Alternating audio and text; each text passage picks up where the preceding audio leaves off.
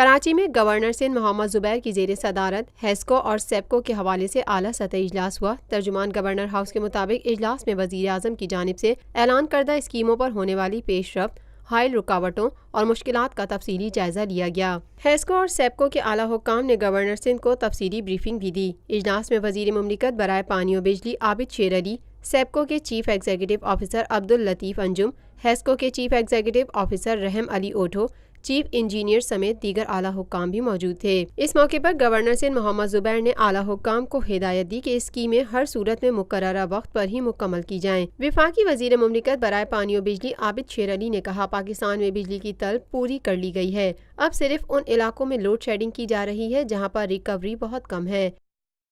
پاکستان میں پہلی مرتبہ حالات حاضرہ کے مختصر مگر جامع پروگرامز، خبروں، تبصروں کے علاوہ دیگر سماجی، تجارتی، ثقافتی، تفریحی، معلوماتی، مذہبی، تعلیمی، صحت اور بچوں کے پروگرامز صرف TNN TV پر۔